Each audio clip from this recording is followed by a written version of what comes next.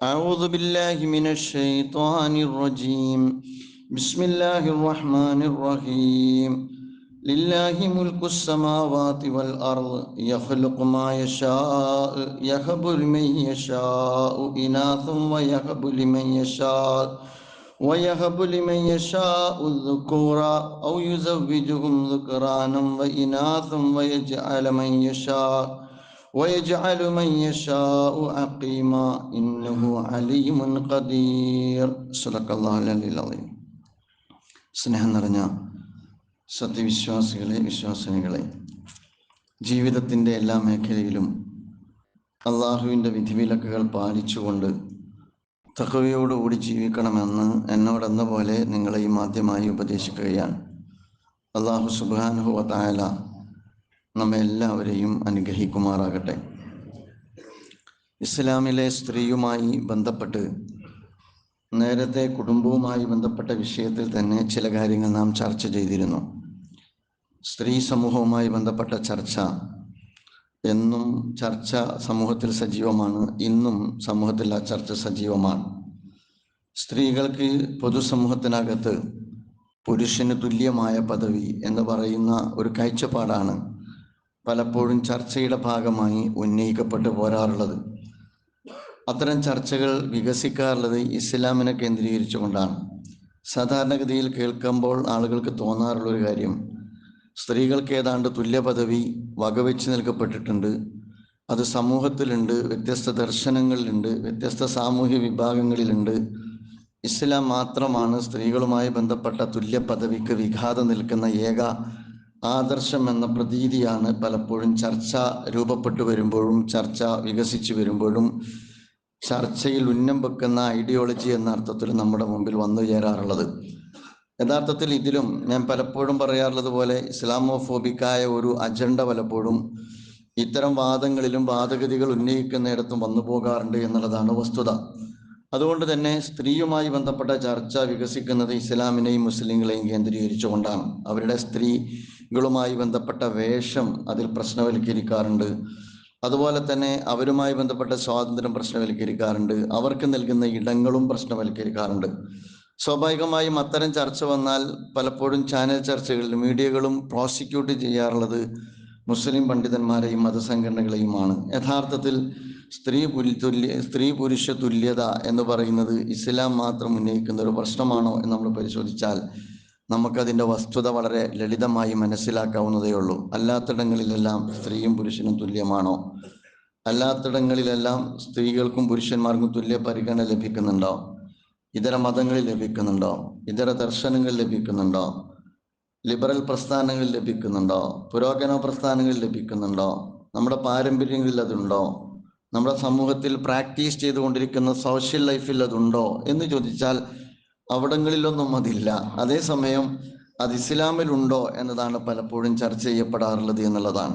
എന്തുകൊണ്ടാണ് അവിടങ്ങളിലൊന്നും അതില്ലാത്തത് എന്ന് പലപ്പോഴും ആളുകൾ ചർച്ചയ്ക്ക് വിധേയമാക്കാറുമില്ല എന്നുള്ളതാണ്. നമുക്കറിയാം, ഇതര മതങ്ങളിൽ സ്ത്രീകളുമായി ബന്ധപ്പെട്ട് പ്രശ്നവൽക്കരിക്കാവുന്ന ഒരുപാട് ആശയങ്ങളുണ്ട്. സതി നിലനിന്ന ഒരു രാജ്യത്താണ് നമ്മൾ ജീവിക്കുന്നത്. ദേവദാസി സമ്പ്രദായം നിലനിന്ന ഒരു സാമൂഹ്യ ക്രമത്തിലാണ് നമ്മൾ ജീവിക്കുന്നത്. ബ്രഹ്മചര്യ ഇന്നും ആചരിച്ചു കൊണ്ടിരിക്കുന്ന ഒരു കാലഘട്ടത്തിലാണ് നമ്മളൊക്കെ ജീവിച്ചു കൊണ്ടിരിക്കുന്നത്. പക്ഷെ അങ്ങനെയുള്ള സമൂഹത്തിനകത്തും യഥാർത്ഥത്തിൽ സ്ത്രീകളുടെ പദവിയുമായി ബന്ധപ്പെട്ട്, സ്ത്രീകളുടെ തുല്യതയുമായി ബന്ധപ്പെട്ട് ഇസ്ലാമാണ് ചർച്ചയിലേക്ക് വലിച്ചേക്കപ്പെടാറുള്ളത്.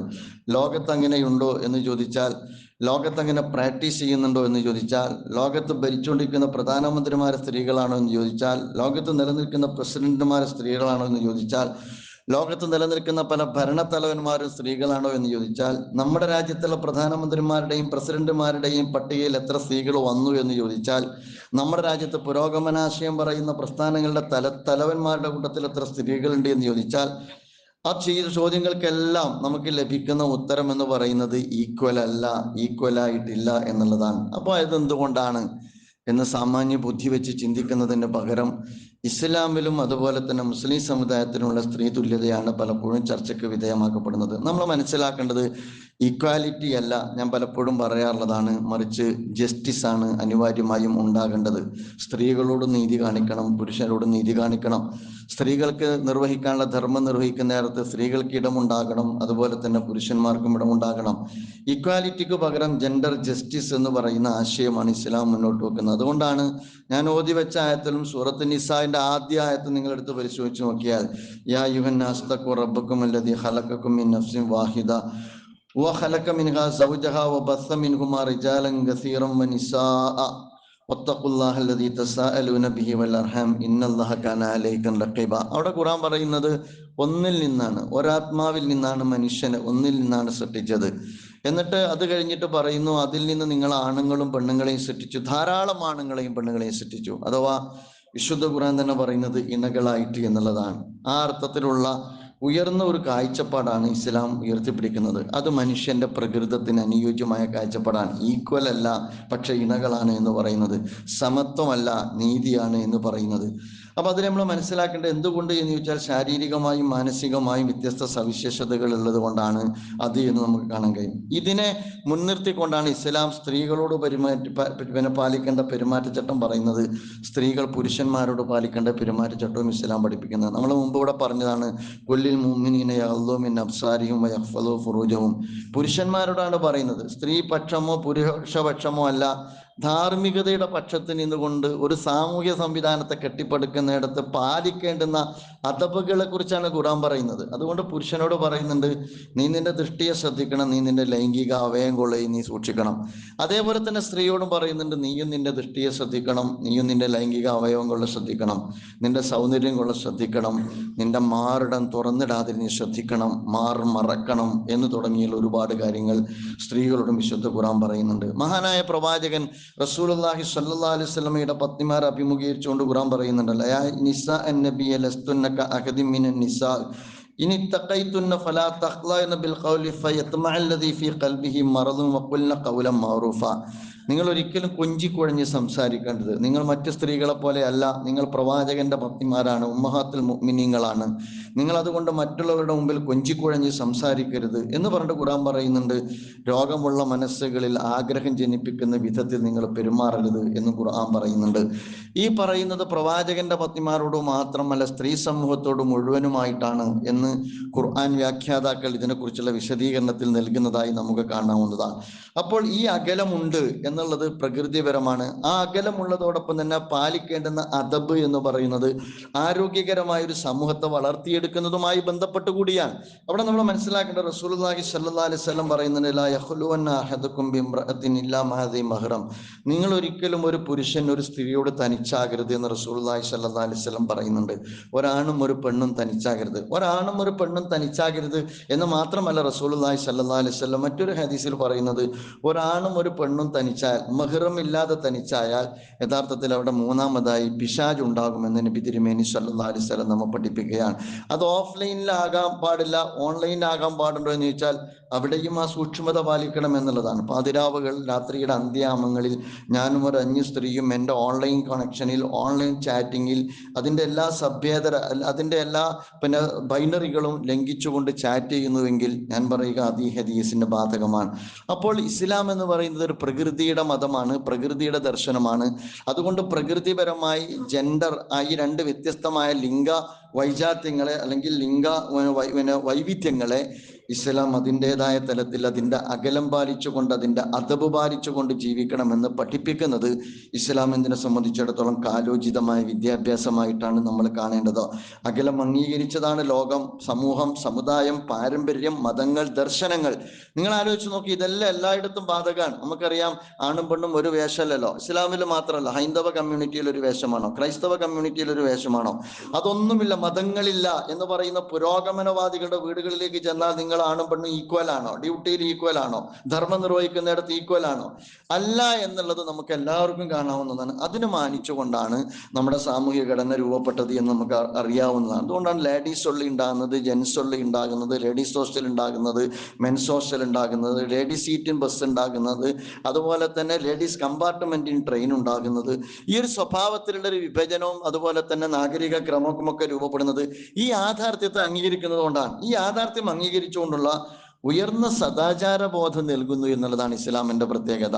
ഉയർന്ന സാംസ്കാരിക ഔന്നിത്യം കാത്തു സൂക്ഷിക്കുന്നു എന്നുള്ളതാണ് ഇസ്ലാമിന്റെ പ്രത്യേകത. സാന്ദർഭികമായി അതിൽ വരുന്നൊരു വിഷയം മെക്സവനിൽ അതുണ്ടോ ഇല്ലേ എന്നുള്ളതാണ്, അതിന്റെ വിഷയമല്ല. അതേസമയം നമ്മൾ മനസ്സിലാക്കേണ്ട ഒരു കാര്യം, ഞാൻ കണ്ടെടുത്തോളം അത് രണ്ടായിട്ടാണ്. പെണ്ണുങ്ങൾ വ്യായാമം എടുക്കരുത് എന്നൊന്നുമില്ല, സ്ത്രീകൾക്കും വ്യായാമമാകാം, പുരുഷന്മാർക്കും വ്യായാമമാകാം, പക്ഷെ ഇടകലരരുത് എന്നുള്ളതാണ്.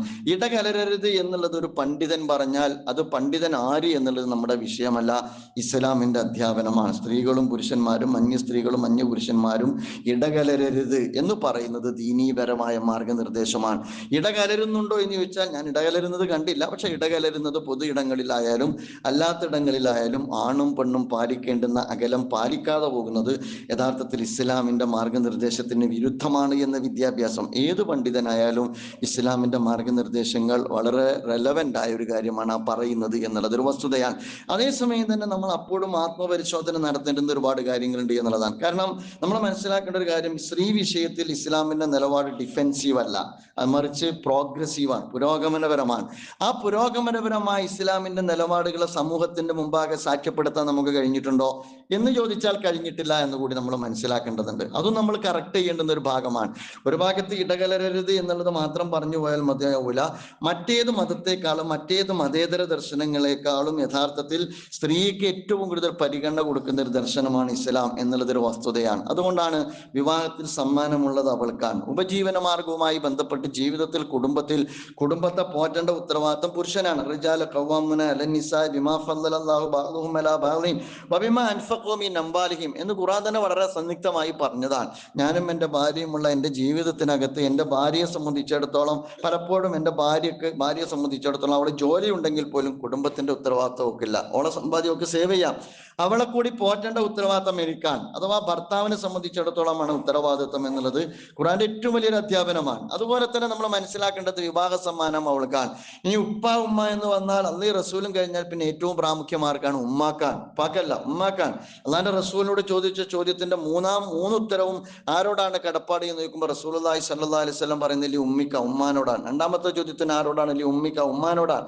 മൂന്നാമത്തെ ചോദ്യത്തിനുള്ള ഉത്തരവ് ആർക്കാണ്? ഉമ്മാനോടാണ്. നാലാമത്തെ ചോദ്യത്തിനാണ് പറഞ്ഞത് നിന്റെ ഉപ്പാനോടാണ്. അപ്പൊ ആ ഒരു അർത്ഥത്തിൽ ഇസ്ലാമിനെ സംബന്ധിച്ചിടത്തോളം വലിയ പരിഗണന ഇസ്ലാം നൽകിയിട്ടുണ്ട്. ആ പരിഗണന അനുവദിച്ചു കൊടുക്കുന്നിടത്ത് നമ്മുടെ കമ്മ്യൂണിറ്റി ഇനിയും വളർന്നിട്ടുണ്ടോ, ഉയർന്നിട്ടുണ്ടോ, പുരോഗതി പ്രാപിച്ചിട്ടുണ്ടോ എന്ന് പറഞ്ഞാൽ നിഷേധിക്കാൻ കഴിയില്ല. ഒരുപാട് വളർന്നിട്ടുണ്ട്, ഒരുപാട് ഉയർന്നിട്ടുണ്ട്, ഒരുപാട് പുരോഗതി പ്രാപിച്ചിട്ടുണ്ട്. ആ പുരോഗതിയുടെ കൊടിയടയാളങ്ങളാണ് ലോകത്ത്, രാജ്യത്ത്, സമൂഹത്തിൽ ഇന്ന് വന്നുകൊണ്ടിരിക്കുന്ന മുസ്ലിം സമൂഹത്തിനകത്തുള്ള ഇസ്ലാമിന്റെ ഐഡിയോളജിയും ഐഡന്റിറ്റിയും ഉയർത്തിപ്പിടിച്ചുകൊണ്ടുള്ള സ്ത്രീകളുടെ മുന്നേറ്റം എന്നുള്ള കാര്യത്തിൽ യാതൊരു സംശയവുമില്ല എന്നുള്ളതാണ്. യാഥാസ്ഥികം എന്ന് പറയുന്ന മതവിഭാഗത്തിനകത്ത് കൂടി വരെ നമുക്ക് കാണാം നന്നായിട്ട് സംസാരിക്കുന്ന, നന്നായിട്ട് പഠിക്കുന്ന വനിതാ കോളേജുകൾ വ്യാപകമായി നമ്മൾ കണ്ടുകൊണ്ടേയിരിക്കുകയാണ്. രാജ്യാതിർത്തികൾക്കപ്പുറം പെൺകുട്ടികൾ പഠിക്കുന്നുണ്ട്. അപ്പൊ അതിനർത്ഥം നമ്മൾ മനസ്സിലാക്കേണ്ടത് മുസ്ലിം മതസംഘടനകൾ തന്നെ ആ രംഗത്ത് വളരെ പുരോഗമനപരമായ കാഴ്ചപ്പാടിൽ എത്തി നിൽക്കുന്നു എന്നുള്ളതാണ്.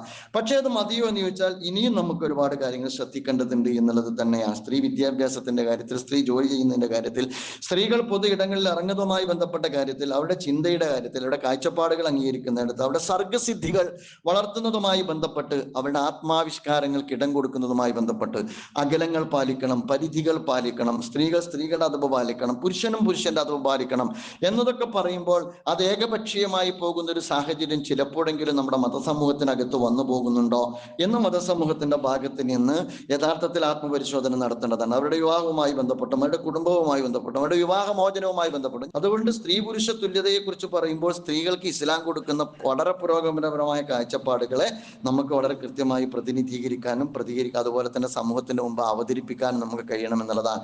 ഇപ്പോൾ ഇസ്ലാമിന് സ്ത്രീ തുല്യതയുണ്ടോ, അതുപോലെ തന്നെ ഇസ്ലാം ആ അർത്ഥത്തിൽ കൊടുക്കുന്നുണ്ടോ എന്നൊക്കെ ചോദിക്കുന്ന ആളുകൾ മനസ്സിലാക്കേണ്ടത് നൂറ്റാണ്ടുകൾക്ക് മുമ്പ്, 4000 വർഷങ്ങൾക്ക് മുമ്പ് ഹാജറ ബീവിയെ ലോകത്തിന് സംഭാവന ചെയ്തൊരു ദർശനമാണ് ഇസ്ലാം എന്ന് പറയുന്നത്. 4000 വർഷങ്ങൾക്ക് മുമ്പ്. അങ്ങനെ ആലോചിച്ച് നോക്ക്, ഹാജറ ബീവി ആരാണെന്ന് ചോദിച്ചു കഴിഞ്ഞാൽ ഇസ്ലാമിക ചരിത്രത്തിലെ ഇബ്രാഹിം നബി അലൈഹി സ്വലാത്തു വസ്സലാമയുടെ കൂടെ നിന്ന് ഒരു വലിയൊരു റവല്യൂഷണറി മൂവ്മെന്റിന് കൂടെ നിന്ന് കൊടുക്കുകയും ഒരു നാഗരികത കെട്ടിപ്പടുക്കുകയും ലോകത്ത് ഇന്നും ജനലക്ഷങ്ങൾ യഥാർത്ഥത്തിൽ അവർ നടന്ന കാലടിപ്പാടുകളിലൂടെ നടന്നു പോവുകയും ചെയ്യുന്ന മഹൽ വ്യക്തിത്വത്തിന്റെ പേരാണ് ഹാജറ ബീവി എന്ന് പറയുന്നത്. ആരാണ് ആരാണ് ഹാജറാബി? സ്ത്രീയാണ് എന്നുള്ളത് മാത്രമല്ല, കറുത്തവളാണ് എന്നുള്ളത് മാത്രമല്ല, അടിമ സ്ത്രീയായി കൂടിയായിരുന്നു എന്ന് നിങ്ങൾ മനസ്സിലാക്കണം.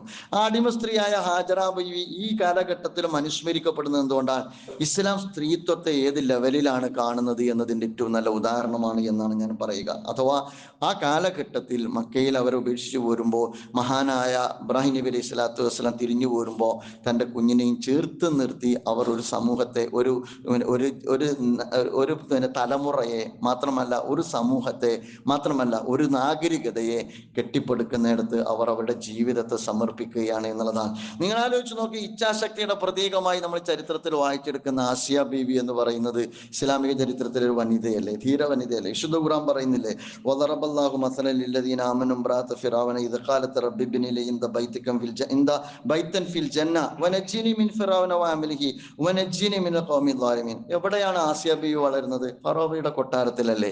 തീക്ഷണമായ പരീക്ഷണങ്ങൾക്ക് മുമ്പ്, ആവശ്യത്തിൽ കവിഞ്ഞ പ്രലോഭനങ്ങൾക്ക് വഴങ്ങാതെ തൻ്റെ ഭർത്താവായ ഭരണാധികാരിയോട് ഒരു വിട്ടുവീഴ്ചയും ഇല്ലാതെ ചെറുത്തു നിന്നതിൻ്റെ പേരിൽ കൂർത്തുമൂർത്ത മുൾമുനമ്പുകളിൽ അവരെ മലർത്തിക്കിടത്തി ക്രൂരമായി പീഡിപ്പിക്കുന്ന ഘട്ടത്തിൽ അവർ വഴങ്ങിയില്ലല്ലോ. ഞാൻ പറയുന്നത് നമ്മളോടാണോ, അല്ലെങ്കിൽ ഇത്തരം ഒരു ദർശനത്തോടാണോ, ഇല്ലെങ്കിൽ ഇത്തരം ഒരു ഇസ്ലാമിക ആശയത്തോടാണോ സ്ത്രീയുടെ തുല്യതയെക്കുറിച്ചോ സ്ത്രീയുടെ സ്വാതന്ത്ര്യത്തെക്കുറിച്ചോ നമ്മൾ സംസാരിക്കുന്നത് എന്ന് നമ്മൾ ആലോചിച്ച് നോക്കേണ്ടതാണ്. അവർ ധീരമായി അള്ളാഹുവിനോട്, ഖുർആൻ അത് ഉപമയായിട്ട് പറയണം. നിങ്ങൾ ആസിയ ബീവിയെ കണ്ടില്ലേ, ഫറോവയുടെ ഭാര്യയെ നിങ്ങൾ കണ്ടില്ലേ? അവർ പറയുന്നുണ്ട്, റബ്ബേ ബേജാറില്ല, ടെൻഷൻ ഇല്ല, അതുപോലെ തന്നെ പരീക്ഷണത്തിൽ പരാതിയില്ല, പരിഭവമില്ല. അവരുടെ പ്രാർത്ഥന എന്താണ്? റബ്ബ് ബിനിലി ഇന്ദക ബൈത്തം ഫിൽ ജന്ന, എനിക്ക് സ്വർഗത്തിലൊരു ഭവനം തരണേ റബ്ബെ എന്നുള്ളതാണ്. ഈ ഇച്ഛാശക്തിയുടെ പേരാണ് ഇസ്ലാമിലെ സ്ത്രീ എന്ന് പറയുന്നത്. ഈ ഇച്ഛാശക്തിയുടെ പേരാണ് ഇസ്ലാമിലെ ആസിയ ബേബി എന്ന് പറയുന്നത്. എനിക്ക് സ്വർഗത്തിലൊരിടം തരണേ. എന്നിട്ട് പിന്നെ പറയുന്നത് എന്താണ്? വനജ്ജിനി മിൻ ഫിറൗന വഅമലിഹി വനജ്ജിനി മിനൽ ഖൗമിൽ ളാലിമീൻ. ഈ ഫറോവ ചക്രവർത്തിയുടെയും അദ്ദേഹത്തിന്റെ അക്രമണങ്ങളിൽ നിന്നും, ഈ ജനതയുടെ അക്രമങ്ങളിൽ നിന്ന് രക്ഷപ്പെടുത്തണേ എന്ന് റബ്ബിനോട് പ്രാർത്ഥിക്കുന്ന ആസിയ ബീവി. നിർബന്ധിതമായ സാഹചര്യത്തിൽ ആസിയ ബീവിക്ക് വഴങ്ങാലോ, പക്ഷെ ആസിയ ബീവി ചെറുത്ത് നിന്നിട്ടാണ് അള്ളാഹുവിലേക്ക് യാത്രയാകുന്നത് എന്ന് നമുക്ക് കാണാവുന്നതാണ്. കച്ചവടക്കാരിയായ ഖദീജ ബീവിയെ പരിചയപ്പെടുന്ന ഒരു ദർശനമാണ് ഇസ്ലാം, അല്ലെ? റസൂലുള്ളാഹി സ്വല്ലല്ലാഹു അലൈഹി വസല്ലം കച്ചവട സംഘം ഏറ്റെടുത്തിട്ടാണ് ഖദീജ ബീവിയുടെ ജീവിതത്തിലേക്ക് കടന്നു വരുന്നത്. ആ കാലഘട്ടത്തെ കുറിച്ച് നമ്മളെന്താ പറയാ, സമൂഹം എന്താണ് ഇപ്പോഴും പറയാറുള്ളത് എന്ന് നിങ്ങൾക്കൊക്കെ അറിയാം. ഞാൻ അതിലേക്ക് ഖുത്ബയിലായതുകൊണ്ട് എനിക്കൊരു പരിമിതികളുള്ളതുകൊണ്ട് ഞാൻ അതിന്റെ വിശദാംശങ്ങളിലേക്ക് ഞാൻ പോകുന്നില്ല. പക്ഷെ ഒരു കാര്യം ഉറപ്പാണ്, ആ കാലഘട്ടത്തിൽ ഏറ്റവും നല്ല കച്ചവടക്കാരിയാണ് ആര്? ഖദീജ ബീവി റളിയല്ലാഹു അൻഹ എന്ന് പറയുന്നത്. റസൂലുള്ളാഹി സ്വല്ലല്ലാഹു അലൈഹി വസല്ലം പ്രിയപത്നിയായി സ്വീകരിച്ച ഉമ്മഹാത്തുൽ മുഅ്മിനീൻ എന്ന് പറയാവുന്ന ഖദീജ ബീവി റളിയല്ലാഹു അൻഹ നല്ല കച്ചവടക്കാരിയാണ്. പണ്ഡിതയായ ആയിഷ ബീവി റളിയല്ലാഹു അൻഹയെ കുറിച്ച് നമ്മൾ, ഈ കാലഘട്ടത്തിലും ഏറ്റവും കൂടുതൽ പ്രയോജനപ്പെടുന്ന വിജ്ഞാനീയങ്ങൾ ലോകത്തിന് സമ്മാനിച്ച മഹതിയാണ് ആയിഷ ബീവി റളിയല്ലാഹു അൻഹ. നമ്മുടെ ജീവിതവുമായി ബന്ധപ്പെട്ടും ജീവിത വ്യവഹാരങ്ങളുമായി ബന്ധപ്പെട്ടും നമ്മൾ ഒരുപാട് പഠിക്കുന്നതും മനസ്സിലാക്കുന്നതും നമ്മൾ എവിടെ നിന്നാണ് എന്ന് വെച്ചാൽ ആയിഷ ബീവി റളിയല്ലാഹു അൻഹ റിപ്പോർട്ട് ചെയ്യുന്ന റസൂലുള്ളാഹി സ്വല്ലല്ലാഹു അലൈഹി വസല്ലമയുടെ ജീവിതത്തിൽ നിന്നാണ്. ആയിഷ ബീവി റളിയല്ലാഹു അൻഹയുടെ ജീവിതം എന്താണ് നമ്മൾ മനസ്സിലാക്കേണ്ടത്? അടച്ചുപൂട്ടിയ ജീവിതം അല്ലല്ലോ. യഥാർത്ഥത്തിൽ അടച്ചുപൂട്ടിയ ജീവിതത്തിന് അവർ സമൂഹവുമായി എൻഗേജ് ചെയ്യുന്ന ജീവിതമാണ്. രണ്ടിനും നടുക്കാണ് നമ്മൾ നിൽക്കേണ്ടത്. ഒരു ഭാഗത്ത് യാഥാസ്ഥികമുണ്ട്, സ്ത്രീകളുടെ എല്ലാ സ്വാതന്ത്ര്യത്തെയും നിരാകരിക്കുന്ന, സ്ത്രീയുടെ വിദ്യാഭ്യാസത്തെ നിരാകരിക്കുന്ന, പുരോഗതിയെ നിരാകരിക്കുന്ന, അവരുടെ ആവിഷ്കാരങ്ങളെ നിരാകരിക്കുന്ന, അവരുടെ ചിന്താശേഷിയെ വിലമതിക്കാത്ത അത്യന്തം അപകടകരമായ യാഥാസ്ഥികത്വം നിലനിർത്തുന്ന ഒരു കാഴ്ചപ്പാടുണ്ട്. മറുഭാഗത്ത് സ്ത്രീയെ തുറന്നു വിടുന്ന, അതുപോലെ തന്നെ ഫെമിനിസം വരെ എത്തി നിൽക്കുന്ന, സ്ത്രീയെ സംബന്ധിച്ചിടത്തോളം ഒരു നിയന്ത്രണങ്ങളും ഇല്ലാത്ത, അതുപോലെ തന്നെ ഈക്വാലിറ്റി ആവശ്യപ്പെട്ടുകൊണ്ടിരിക്കുന്ന അപകടകരമായ ഈ എൻഡുമുണ്ട്. ഈ രണ്ട് എൻഡിനും ഇടയ്ക്കുള്ള മധ്യമ നിലപാടാണ് ഇസ്ലാം സ്ത്രീയുമായി ബന്ധപ്പെട്ട വിഷയത്തിൽ കാത്തു സൂക്ഷിക്കുന്നത് എന്ന് നമുക്ക് കാണാവുന്നതാണ്. അതുകൊണ്ടാണ് ഹാജറമാരുണ്ടാകുന്നത്, അതുകൊണ്ടാണ് ആസിയ ബീവിമാരുണ്ടാകുന്നത്, അതുകൊണ്ടാണ് ഖദീജ ബീവി ഉണ്ടാകുന്നത്, അതുകൊണ്ടാണ് ആയിഷ ബീവി ഉണ്ടാകുന്നത്. അതുകൊണ്ടാണ് നമ്മൾ മനസ്സിലാക്കേണ്ടത് ഉമ്മു അമ്മാറ എന്ന് പറയുന്ന ധീരയോദ്ധാവ് ഉണ്ടാകുന്നത്. ഉമ്മു അമ്മാറ ഒരു സ്ത്രീയാണ്, പക്ഷേ ഉഹദ് യുദ്ധത്തിന്റെ ചരിത്രം എടുത്ത് പരിശോധിച്ച് നോക്കിയാൽ മഹാനായ പ്രവാചകൻ റസൂലുള്ളാഹി സ്വല്ലല്ലാഹു അലൈഹി വസല്ലം വധിക്കപ്പെട്ടു എന്ന് പറയുമ്പോൾ നമ്മുടെ മുമ്പിൽ വരുന്ന ചിത്രം ഉമ്മു അമ്മാറയുടെ ധീരമായി പൊരുതുന്ന ഒരു ചിത്രമാണ്. ഒരൊറ്റ ഉദാഹരണം കൂടി പറയാം. ഉമ്മു കുൽസൂമിനെ നിങ്ങൾ കേട്ടിട്ടില്ലേ? ഉമ്മു കുൽസൂം എന്ന് പറയുന്നത് ഹുദൈബിയ സന്ധി പ്രകാരം മക്കത്തുനിന്ന് ഒരാൾ മദീനത്തേക്ക് വരാൻ പാടില്ല, മദീനത്തിലേക്ക് വന്നാൽ മദീനത്തിൽ നിന്ന് അവരെ തിരിച്ചയക്കണം എന്ന് പറയുന്ന എഗ്രിമെന്റ് ഉണ്ടായിരിക്കെ മക്കത്തിൽ നിന്ന് മദീനത്തിലേക്ക് പോയ ഉഖുബയുടെ മകളാണ്. ഉഖുബ എന്ന് പറഞ്ഞാൽ അള്ളാഹുവിന്റെ റസൂലിന്റെ ഷോൾഡറിനകത്ത് മദീനത്ത് കൊണ്ടുവന്നിട്ട് ഒട്ടകത്തിന്റെ കുടൽമാല ഇട്ട ഏറ്റവും വലിയ ധിക്കാരിയും പ്രവാചകനെ പലപ്പോഴായി തെരുവിൽ വെച്ച് പ്രഹരിക്കുകയും ചെയ്യുന്ന അത്യന്തം അപകടകാരിയായ ഒരു മനുഷ്യനാണ്. അയാളുടെ മകളാണ് ഉമ്മു കുൽസൂം എന്ന് പറയുന്നത്. ആ ഉമ്മു കുൽസൂം മക്കത്ത് നിന്ന് മദീനത്തേക്ക് വരികയാണ്. ഈ ഹുദൈബിയ സന്ധി ഉണ്ടായിരിക്കെ വരികയാണ്. ഒറ്റക്കാണ് വരുന്നത്, തനിച്ചാണ് വരുന്നത്. ഏതാണ്ട് മരുഭൂമിയിലൂടെയാണ് യാത്ര, രാവും പകലുമുള്ള യാത്രയാണ്. വഴിയിൽ വെച്ചിട്ടാണ് ഖുസാ ഗോത്രത്തിൽപ്പെട്ട ഒരാളെ കാണുന്നത്. അയാളോട് ചോദിച്ചു, അപ്പൊ റസൂലുള്ളാഹി സ്വല്ലല്ലാഹു അലൈഹി വസല്ലമയുമായി സഖ്യത്തിലുള്ള ഒരു ഗോത്രമാണ് എന്ന് പറഞ്ഞപ്പോൾ പിന്നെ കൂടെ സഹായിയായിട്ട് അയാളുണ്ട്. അപ്പൊ നമ്മൾ മനസ്സിലാക്കേണ്ട കാര്യം, പൊതു ഇടം എത്രമാത്രം അനുവദനീയമാണ് എന്ന് ചോദിച്ചാൽ അള്ളാന്റെ മാർഗത്തിൽ ഒറ്റക്കിറങ്ങേണ്ടപ്പോൾ ഒറ്റക്കിറങ്ങാനും, രണ്ടുപേരും ഒന്നിച്ചിറങ്ങേണ്ട ഒരു ഘട്ടം വന്നാൽ രണ്ടുപേരും ഒന്നിച്ചിറങ്ങാനുള്ള അനുവാദമുണ്ട്. യുദ്ധം ചെയ്യേണ്ടി വരുമ്പോൾ യുദ്ധം ചെയ്യാനും, യുദ്ധത്തിന്റെ പിന്നണിയിൽ നിരക്കേണ്ടി വരുമ്പോൾ പിന്നണികളിൽ നിരക്കാനും, അങ്ങനെ ഒരു സാമൂഹ്യ നിർമ്മാണ പ്രക്രിയയിൽ അടഞ്ഞതല്ല, തുറന്നതാണ്. പക്ഷേ അകലങ്ങളും പരിധികളും പാലിക്കുന്നതാണ് എന്നുള്ളതാണ്. ഉമ്മു കുൽസൂം ഒട്ടകപ്പുറത്ത് നടക്കും, ഇയാൾ വഴികാട്ടി മുമ്പിൽ നടക്കും. ഒട്ടകം മുട്ടുകുത്തുമ്പോൾ അയാൾ പിറകിലേക്ക് നിൽക്കും, ഉമ്മു കുൽസൂം അവിടെ ഇറങ്ങും. അങ്ങനെയായിരുന്നു അവരുടെ യാത്ര എന്നാണ്. എന്നിട്ട് വീട്ടിലെത്തിയിട്ട് ഉമ്മു സൽമയുടെ അടുത്ത് വരുന്നുണ്ട്. അള്ളാന്റെ റസൂലുള്ളാഹി സ്വല്ലല്ലാഹു അലൈഹി വസല്ലമയുടെ പ്രിയപത്നി ഉമ്മു സൽമയുടെ അടുത്ത് വന്നിട്ട് ചോദിക്കുന്നുണ്ട്, അള്ളാന്റെ റസൂൽ ഇന്നെ സ്വീകരിക്കൂലേ? കാരണം മക്കത്തുനിന്ന് ഹുദൈബിയ സന്ധി പ്രകാരം വന്നോലൊക്കെ മടക്കി വിടണം എന്നുള്ള കരാറുണ്ടല്ലോ. അതുകൊണ്ട് അള്ളാന്റെ റസൂൽ എന്നെ സ്വീകരിക്കൂലേ, എന്നെ മടക്കി വിടോ എന്ന് നിറകണ്ണുകളോടുകൂടി ഉമ്മു സൽമ റളിയല്ലാഹു അൻഹയോട് ഉമ്മു കുൽസൂം റളിയല്ലാഹു അൻഹ ചോദിക്കുമ്പോൾ അള്ളാന്റെ റസൂലിന്റെ പ്രിയപത്നി അപ്പോഴേക്ക് റസൂൽ കയറി വരുന്നുണ്ട്, റസൂലിനോട് പറയുന്നുണ്ട്. അപ്പൊ റസൂലുള്ളാഹി സ്വല്ലല്ലാഹു അലൈഹി വസല്ലം പറയുന്നുണ്ട്, റസൂലുള്ളാഹി സ്വല്ലല്ലാഹു അലൈഹി വസല്ലം കയറി വരുന്നതിന് മുമ്പ് തന്നെ ഉമ്മു സൽമ പറയുന്നുണ്ട്, ആണും പെണ്ണും ഒന്നല്ലല്ലോ ഉമ്മു കുൽസൂമേൻ, ആണും പെണ്ണും ഒന്നല്ലല്ലോ ഉമ്മു കുൽസൂമേൻ. നബി തിരുമേനി സല്ലല്ലാഹു അലൈഹി വസല്ലം പറഞ്ഞു, ഉമ്മു കുൽസൂം ഇത് പറഞ്ഞു, സ്ത്രീകളുടെ കാര്യത്തിൽ ഈ കരാട് പൊളിഞ്ഞിരിക്കുന്നു എന്നാണ്. സ്ത്രീകൾക്ക് ബാധകമല്ല, പുരുഷന്മാർക്കാണ് അത് ബാധകം എന്നാണ് അതിന്റെ അർത്ഥം. അപ്പൊ ഞാൻ പറഞ്ഞു വരുന്നത്, ആണിനെയും പെണ്ണിനെയും വെവ്വേറെ കാണുന്നു എന്നുള്ളത്, അകലങ്ങൾ പാലിക്കണം എന്ന് പറയുന്നത് സ്വാതന്ത്ര്യത്തിന്റെ നിരാകരണമല്ല. ആ സ്വാതന്ത്ര്യം ഉമ്മു കുൽസൂമിന് പോലും നിരാകരിച്ചിട്ടില്ല എന്നുള്ളത് ഖുർആൻ എടുത്തു പറഞ്ഞ മഹതി കൂടിയാണ്. യാ അയ്യുഹല്ലദീന ആമനൂ ഇദാ ജാഅകുമുൽ മുഅ്മിനാത്തു മുഹാജിറാത്തിൻ ഫംതഹിനൂഹുന്ന അല്ലാഹു അഅലമു ബി ഈമാനിഹിന്ന ഫഇൻ അലിംതുമൂഹുന്ന മുഅ്മിനാത്തിൻ ഫലാ തർജിഊഹുന്ന ഇലൽ കുഫാർ. നിങ്ങളുടെ അടുത്ത് വന്നിരിക്കുന്ന, ഹിജറ ചെയ്ത് വന്നിരിക്കുന്ന പെണ്ണിനെ നിങ്ങൾ പരീക്ഷിക്കപ്പെട്ടതിന് ശേഷം അവൾ വിശ്വാസിയാണ് എങ്കിൽ കുഫാറുകളുടെ അടുക്കേക്ക് അവരെ തിരിച്ചുവിടരുത് എന്ന് ഖുർആൻ ആയത്തിറങ്ങിയ മഹദിയാണ് യഥാർത്ഥത്തിൽ ഉമ്മു കുൽസൂം റളിയല്ലാഹു അൻഹ എന്ന് പറയുന്നത്. അപ്പോൾ അത് പറ്റുമോ എന്ന് ചോദിച്ചാൽ അത് പറ്റും എന്നുള്ളതല്ലേ അതിൽ നമ്മൾ മനസ്സിലാക്കുന്നത്. അപ്പോൾ അകലം പാലിക്കുക എന്ന് പറഞ്ഞാൽ സ്വാതന്ത്ര്യം നിരാകരിക്കുക എന്നുള്ളതല്ല. ആണിനെ ആണായി കാണുക, പെണ്ണിനെ പെണ്ണായി കാണുക, അത് ദീനിന്റെ നിർദ്ദേശമാണ്. അകലം പാലിക്കുക എന്നതിന്റെ അടിസ്ഥാനം യഥാർത്ഥത്തിൽ സ്ത്രീയെ സമൂഹത്തിൽ നിന്ന് മാറ്റി നിർത്തുന്ന യാഥാസ്ഥികത്വമല്ല, അതോടൊപ്പം തന്നെ സ്ത്രീ അങ്ങാടിയിലേക്ക് തുറന്നുവിടുന്ന, അവിടെ നഗ്നത പ്രദർശിപ്പിക്കുന്ന ആ ഉദാര ലൈംഗികതയുമല്ല.